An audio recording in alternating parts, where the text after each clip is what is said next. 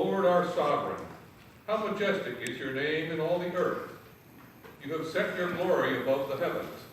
Out of the mouths of babes and infants, you have founded a bulwark because of your foes, to silence the enemy and the avenger. When I look at your heavens, the work of your fingers, the moon and the stars that you have established, what are human beings that you are mindful of them? Mortals that you care for them. Yet you have made them a little lower than God, and crowned them with glory and honor. You have given them dominion over the works of your hands. You have put all things under their feet, all sheep and oxen, and also the beasts of the field, the birds of the air, and the fish of the sea. Whatever passes along the paths of the seas. O Lord our sovereign, how majestic is your name in all the earth. You know, Mark, as you were reading that, I couldn't help it when we got to the human being part. I'm just sitting there kind of doing this. I can't help it. I think that psalm is forever shaped that way for me. Our next reading comes from Exodus 16.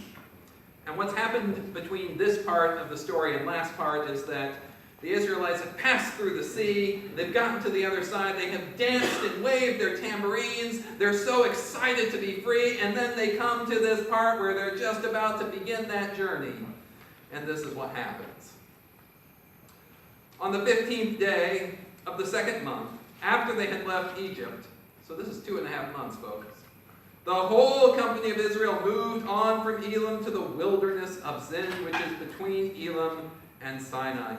The whole company of Israel complained against Moses and Aaron there in the wilderness. The Israelites said, "Why didn't God let us die in comfort in Egypt, where we had lamb stew and all the bread we could eat?" Yeah, you heard this. "You've, Moses, brought us out into this wilderness to starve us to death, the whole company of Israel." Yeah, we've heard this conversation before. God said to Moses, "I'm going to rain bread down from the skies for you. The people will go out and gather each day's ration. I'm going to test them to see if they'll live according to my teaching or not. On the 6th day, when they prepare what they have gathered, it will turn out to be twice as much as their daily ration." Moses and Aaron told the people of Israel, "This evening you will know that it is God who brought you out of Egypt, and in the morning you will see the glory of God." Yes, God's listened to your complaints. You haven't been complaining against us, but against God. That's right. Can I get an amen? Moses said, "Since it will be God who gives you meat for your meal in the evening and your fill of bread in the morning, it's God who will have listened to your complaints. Who are we in all of this? You haven't been complaining to us. You've been complaining to God." Moses instructed Aaron, "Tell the whole company of Israel, come near to God. God has heard your complaints." When Aaron gave out the instructions to the whole company of Israel, I love how we have to keep repeating that, but just to make sure y'all know this is everybody, they turned to face the wilderness, and there it was, the glory of God visible in the cloud. God spoke to Moses, "I've listened to the complaints of the Israelites. Now you tell them, at dusk you will eat meat, and at dawn you'll eat your fill of bread, and you'll realize that I am God, your God." God didn't say anything, but that evening quail flew in and covered the camp, and in the morning there was a layer of dew all over the camp.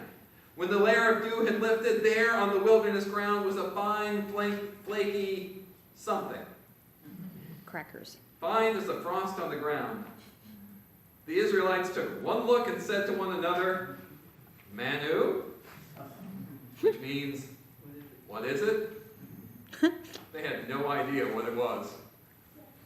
So Moses told them, "That is the bread God has given you to eat. And these are God's instructions. Gather enough for each person, about 2 quarts per person. Gather enough for everyone in your tent." For the word of God in Scripture, for the word of God among us, for the word of God within us, thanks be to God. Please pray with me. God, may the words of my mouth and the meditations of all of our hearts be acceptable in your sight, O God, our rock, our Redeemer. Amen. So a little known fact that I don't put in my biography very often is that I once went to the United States Navy's Nuclear Power School in Goose Creek, South Carolina. Y'all know that? Yeah, it wasn't fun. I had a Bachelor of Science degree from the United States Naval Academy. I should have been just fine. Mark was one of my math teachers. He could have told me that was not a good idea. The problem is that my Bachelor's of Science was in political science. But I worked hard to get there. Okay, so here I was sitting on my ship getting ready to go to nuclear power school, and I was studying up on differential equations. I was backing up on calculus. I had Cheater's Guides to Understanding Electrical Engineering. I was studying chemistry, y'all. I only had like a few hours each day to do this, so I was studying up on all this stuff, getting ready for Naval Nuclear Power Training Command, and they were going to pay me more, and this was going to be great. But the problem was I showed up at Naval Nuclear Power Training Command with my nice little JG bars and my newly minted uniform, and I hated it. 14 to 16 hours of equations and calculus and differential equations and reactor dynamics and chemistry and electrical engineering. Oh, man. Exactly. And you couldn't take the work home. No, you had to stay there and study because it was all marked confidential. So you're just sitting there going, and I had to even sign something after I left saying, I don't remember any of this. And I'm just like, sure. The surprising thing was I was actually good at chemistry and electrical engineering. Those were my best subjects. Everybody was surprised by that. My reprieve each week was Sunday mornings. No matter how bad it got. No matter how much I just went home going, what did I do? I was doing just fine in the Navy until now.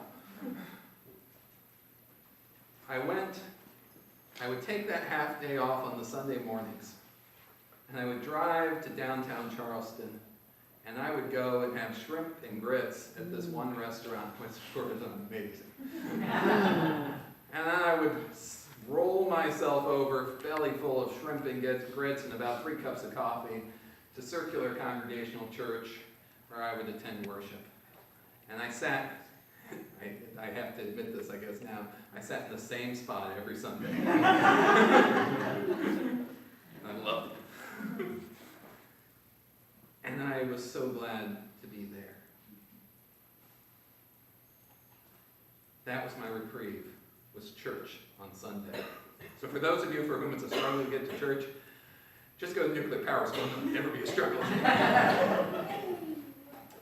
But you know, I worked hard to get to nuclear power school. I really convinced myself that I wanted to be a nuclear engineer. Except for the fact that I majored in political science. But hey, I majored in political science. I can argue myself into anything.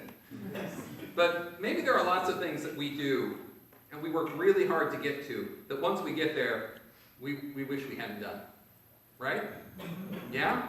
It's happened. We all know it. It's like a vacation to a beach resort. The flyer looked good. Even a friend recommended it. And as soon as you show up there, there's like sand stuck in like little crevices in the sheets or right there in the bathroom. It's just kind of like, this isn't quite right. And then you go out and the shuffleboard sticks are rusty. And they haven't painted the lines. And now the kids are arguing over who got points for what. And you're just like, this is not worth the time and the effort that I have spent, because you've taken vacation time, you've saved up to do this, and now you're stuck. And you're just like, oh, man. And then after that, you start to hesitate about other vacation decisions. And then you begin to realize that maybe you actually hesitate about lots of other things. Because actually that hesitation begins to exist in all parts of our lives. You start to begin to rethink your jobs, your vacations, your families, your choices of whom we form relationships with, whom we spend time with, where we spend our money. We start to rethink everything. We start to hesitate about that. And then it just kind of becomes more and more debilitating because we're just constantly loaded with this self-doubt. We long for the simplicity of a child's joy and laughter. We look back on our lives and all these myriad decisions that we make, and we begin to wonder, in the worst sense of that word, wonder, we begin to wonder where it all went and what we spent all of that time doing. And we look forward and we again question and doubt our choices and our decisions, and we succumb to a pernicious anxiety that besets our lives, which is rooted in the reality of where we compare ourselves now to where we want to be. Now, for some of us, it's not that bad. And some of us, it really is. Yet anxiety is a human condition. We didn't invent anxiety. It doesn't even exist solely with the Gen Xers or the Boomers or the greatest generation or the millennials. We're all trying to figure out millennials. That's like the church's obsession right now. What are millennials up to? We don't know. They don't know. The parameters of anxiety might have changed, but anxiety is still the same. Take that Exodus story that we read today. Do those guys seem like they really are not anxious at all? No, they're completely and totally anxious. The Israelites have been freed from their oppression and terror. They have been crossed the ocean. They have danced on the seashore. They have been liberated from generations and generations of slavery. And yet 3 steps into the promised land. Oh, no. Moses, you got us into this, and we want out. They want to go back to Egypt. They want their lamb stew. Who doesn't want lamb stew? Right? They want to go back to what they understand. They want to go back to that which they regret this loss of security, of a meal in exchange for labor. They forget that Pharaoh slaughtered their sons. They forget that Pharaoh forced them to work without the tools to do what they needed to do. They forget everything because they are conditioned. They are conditioned to think of the world in terms of Pharaoh's scarcity rather than God's abundance. Why? Well, because like us, the anxiety of living in this world is hardwired into them. Sure, we can sit there and read that God provides them with this bread of heaven, this flaky substance that appears on the ground, and these quails that come and drop on there. We can talk of that, but to truly understand why that is miraculous, we actually have to dial back all the way to Genesis 47. Uh-oh, we're going backwards in the Bible, folks. Floyd, you're a perfect echo chamber today. Yesterday we had like the best dog show up for the blessing of the animal. Salvatore was perfect. He even looks like a priest. Black dog, white cross on the front. Perfect. It's amazing what happens. But we have to go back to Genesis 47, back to the time of Joseph. Right? Joseph, red and yellow and purple and green. Yep, we all know Joseph, right? We love Joseph. Joseph was the foreigner who interpreted Pharaoh's dreams, helped advise Pharaoh of the 7 years of plenty followed by the 7 years of famine. He helped the Egyptians plan for this event and get through this scarcity, to get through of all this. Of course, because we get caught up in this apparent good, and because we love Joseph, because he has an amazing Technicolor dream coat, we love Joseph. Because of all this, we kind of forget that the character of Joseph actually never changes from that same kind of child that liked to curry favor with his father to this moment now. You see, Joseph curries favor with Pharaoh in such a way that by interpreting these dreams, Joseph makes sure that he is in control of the food. Joseph becomes the food czar by becoming a little too friendly with Pharaoh. Yeah, we don't like to talk about that. And here's the thing, you see, scholars of the ancient world have noted that famines didn't happen unless there was mismanagement. Famines don't happen unless there's mismanagement. So you see, Pharaoh is losing sleep of the dreams. Pharaoh, this powerful person, Pharaoh, with all this abundance as well, we're losing sleep, as Walter Brueggemann puts it, because I can't claim credit for this as much as I'd love to, as UCC theologian Walter Brueggemann. Pharaoh is losing sleep because he knows he's not doing things the way he's supposed to. He knows that the empire is being mismanaged. He knows that the famine is coming in. Even if he can't consciously admit it, his subconscious is interpreting that he's not doing a good job. And Joseph, sitting in his prison cell, is going, when he's brought up and he hears his dreams, like, yeah, I know things aren't going well. I know this is messed up. Here's my opportunity. I'm in. I got this. And here's the thing. Genesis 47 is a turning point. It is a counterbalance to Exodus 16. It's an amazing counterbalance, because what happens in Genesis 47 is that's when the famine begins to unfold. That's when the famine happens. And that is when, over the course of 3 years, the people move from being free, independent people, happily, to slavery. In year 1 of the famine, Joseph now has all the food. Does he give it away for free like the cartoons like to show? No. He says, oh, well, give me all your money. Here's some grain. The next year, the people come up to him and they say, Joseph, shall we starve? What can we do? We have no money left. And Joseph says, give me all your cattle. And here's your grain. What's the cattle? But as Karl Marx would call the means of production. He took away their ability to create their own way in the world. Year 3 comes around, and the whole company of Egypt and Israel comes before Joseph. We have no money and we have no cattle, but we're still hungry. And Joseph says, here, work for us. Do as we say, and we'll give you grain. 3 years. And they exchange their lives for bread. So how can they, after generations and generations of living this way, living under the anxiety of Pharaoh, living on that edge, that razor point edge of working for food, how can they begin to trust that there is a world of abundance around them? How could they possibly see it? They turn from their dancing to the journey ahead, and they cannot see the expected end results. They cannot see the return on investment. They cannot see a PowerPoint slide that says, we're going to go here, and then here, and then here, and here's the logistics to match it up. They can't see any of that. And so they're looking at this and saying, Moses, this ain't working.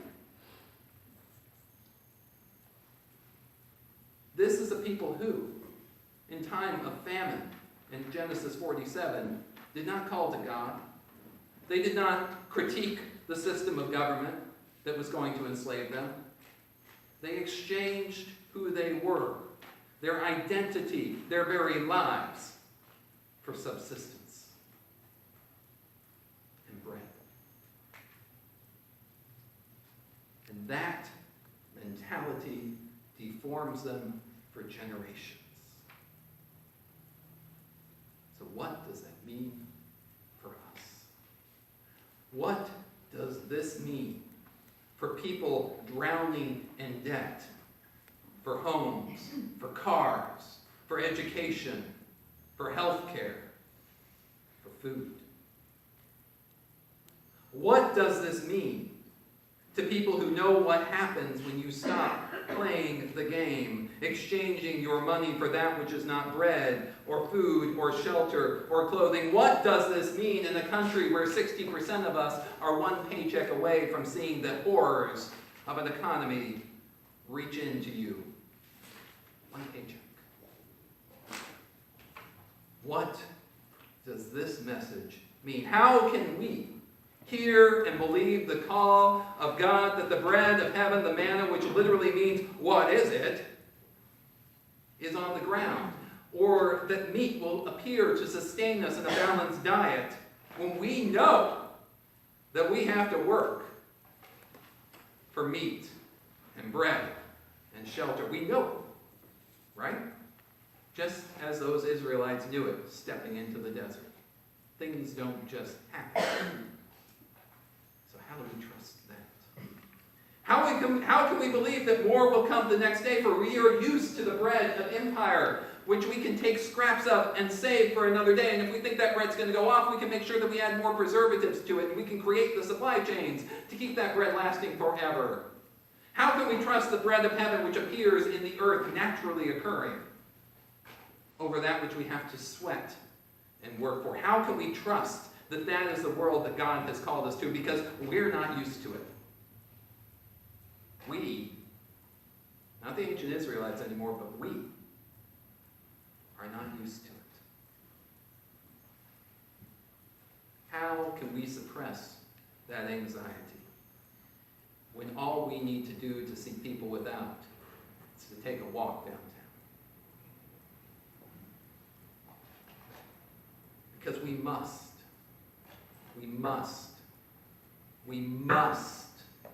do something different, for anxiety causes insanity. We lose sight of who we are, and God grows distant in our lives, becoming something we pay lip service to without really knowing or understanding, much less trusting. And we know, everyone knows that something is not right. For yesterday's picnic of people born of different nations and faiths should not be exceptional. That should not be the exception. That should be normal. But we know it's the exception. We know, and everyone knows, that people are pulling triggers and killing scores of people in insanity-fueled acts of gun violence. And we, in the pit of our stomach, as much as we hate what we saw, can't do anything about it. What do? Because we tried everything before. And this time feels almost different. The bread of heaven. What is it? That question. In a time when thoughts and prayers have been reduced to meaningless dribble in the mouths of politicians, I invite you to ask that question, what is it in prayer? What is it that I'm missing? What is it that I'm not seeing? What is it? Because all of us, I'm part of this, are locked in a struggle of anxiety. I am not immune from this. We all are. And so I call us, I invite us to pray with the caveat that it be so that you can see, so you can hear a voice in the wilderness and see something like that bread that's been there all along, but we didn't know it was there. You see, that's the thing. The manna, the great thing about this Exodus story is that that manna and those quails, they're still occurring. That's an everyday thing. The manna coming out of the ground is a perfectly normal, natural thing that happens in the morning in the desert in that part of the world. It's a normal thing. Now, the problem is that when you start to discern what it is that you're called to do, when you start to discern that which might be the next step on your journey, you might not like the direction you're going to take. You might not like the flavor of what you're looking at. And here's the weird thing. You know what manna is made out of? The secretions of insects. Exactly. And the type of manna that they probably are talking about, because they describe it so richly, is a particular insect that likes to feed on the tamarisk tree, which makes it really nice and tastes wonderful. It's still a delicacy. Yeah. It still exists. And the quails, these ordinary everyday quails, we always talk about the manna, but the quails migrate across there, and they get so tired that when they land, you can just pluck them off the ground. They don't even run away. The Israelites were so anxious about what next, so anxious about the world that they were heading towards, that they could not see the bread on the ground. They could not see the quails in their midst because they were looking for lamb stew and they were looking for the bread that they'd always eaten. They couldn't look at a different way of life. They couldn't live a different way of life. They couldn't see it when it was right in front of them. 2.5 months and they were missing. This is our call. You may have put a lot of time into whatever it is that you just tolerate now. You may have put a lot of time into trying to live that life the way you want it to be. But I ask you, is it the life that you're called into? Is it that calling? And I'm not saying it's going to be easy. But the first step is to take that prayer. That prayer that perhaps you're missing the manna that's already naturally occurring on the ground in your lives. The what is it? Because you don't know what it is. And the second is to look for what's already falling down there. It just might not look the way you wanted it to look. And the second thing is, and I always say this and y'all are tired of hearing it, but the second thing is the church. The church. Because I believe that God gave us the church, and it is the church which holds us accountable for our actions. It is the church to which we hold accountable for being a voice that calls us out of our own shells, that calls us out of that calls our communities out. It is the church that we have seen that has brought those picnics together. It is the church that gathered last Thursday so that the people could be together. It is the church that brings Muslims and Jews and people together. And it is the church, when I use that word, I'm not talking about a building, I'm talking about you. And all those people out there who know that this is not as good as it gets. And that there is more. God's just calling us out there to take that journey. Step by step by step. Arm in arm, or if you want to link them together, whatever you're going to do. Together. The Lord be with you. And also with you.